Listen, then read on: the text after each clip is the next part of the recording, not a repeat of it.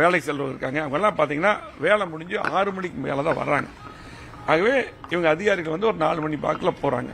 ஆகவே இந்த 6 மணிக்கு மேலேயும் வீடு வீடாக சென்று அந்த மனுக்களை கொடுப்பது திரும்ப பெறுவது என்று அந்த வேலையும் அந்த நேரத்தில் செய்ய வேண்டும் என்ற கோரிக்கையும் வலியுறுத்தியிருக்கிறோம். அதே போல் எங்களது கோவை மாவட்டத்தில் ஆரஸ்வரம் பகுதியில்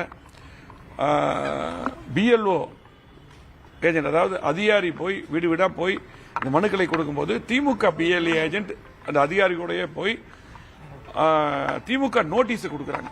அது ஆதாரத்தோட நாங்கள் அதை கலெக்டர்கிட்ட இப்போ காமிச்சிட்டு சொல்லிட்டு வந்திருக்கிறோம்.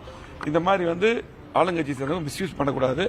இதை வந்து நடுநிலைமையோட சரியான முறையில் அதிகாரிகள் செய்ய வேண்டும் என்ற கோரிக்கையை வலியுறுத்தி இப்பொழுது நாங்கள் அதிமுக சார்பாக மனுவை அளித்துள்ளோம்.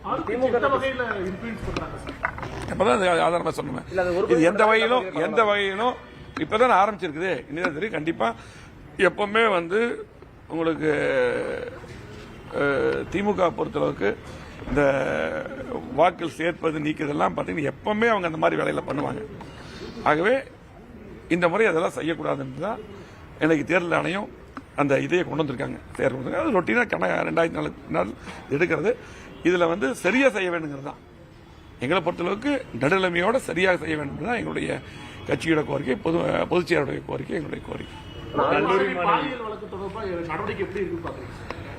அதாவது இந்த மாதிரி சம்பவம் கோயம்புத்தூர் நடந்திருக்க கூடாது. இதை வந்து காவல்துறை கோட்டை விட்டு விட்டது. ரவுண்ட்ஸே கிடையாது, அந்த ரோந்து போறதே இல்லை. அதே போல பாத்தீங்கன்னா இதுக்கு முக்கிய காரணம் அந்த அங்க அருகில் இருந்தக்கூடிய அந்த மதுக்கடையும், அதே போல எங்க பார்த்தாலும் கஞ்சியா, இதுலதான் இந்த தவறு நடக்குது. இதை தடுக்காத வரையில் இந்த மாதிரி பிரச்சனைகள் அடிக்கடி எல்லா பக்கம் வந்துட்டு இருக்குது. கோவை மாவட்டம் அமைதியான மாவட்டம். இந்த மாதிரி சூழ்நிலை இங்க சமீபம் இல்லை. அதே போல அதிமுக ஆட்சியில் எடப்பாடி முதலமைச்சர் இருக்கும்போது Coimbatore RS police station number 1 police station தான் மத்திய அரசு விருது வாங்கினாங்க.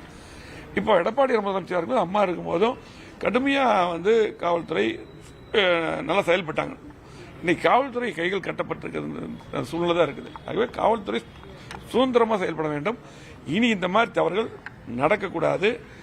இன்னைக்கு பாத்தீங்கன்னா அவங்க வந்து உடனடியாக நாங்கள் பிடிச்சிட்டோம், அவங்கள சுட்டுருக்கோம்னு சொல்லி கொண்டு வச்சிருக்காங்க. குற்றவாளிகளை உடனடியாக பிடிக்க வேண்டும், கைது செய்ய வேண்டும், கடுமையான நடவடிக்கை எடுக்க வேண்டும். எங்கள் பொதுச்செயலாளர் எடப்பாடியாரும் சொன்னாங்க. நாங்கள் எல்லாருமே அதை பொதுமக்கள் நாங்கள் எல்லாருமே வலியுறுத்திருக்கோம். மாற்றுக்கருத்தில் அவங்க உண்மையான குற்றவாளிகளாகவும் இருக்கணும். அதே போல இனிமேல் இந்த மாதிரி அவங்க யாரும் செய்யக்கூடாத அளவுக்கு தண்டனை இருக்கும். எடப்பாடியார் நீங்க மேற்கோள் காட்டியிருக்காரு. அதாவது 4 முதல் 5 மணி நேரம் வந்து காவல்துறை தேடியும் வந்து அந்த மாணவியை மீட்க முடியல. அந்த மாணவியா தான் தப்பிச்சு வந்திருக்காங்க. காவல்துறை வந்து முழுவதுமா அங்க வந்து பணி செய்யல. ஆமா, அதைத்தான் எங்க பொதுச்செயலாளர் வந்து எடப்பாடியார் அவர்கள் அதை வந்து சரியான முறை சுட்டி காட்டிருக்காரு.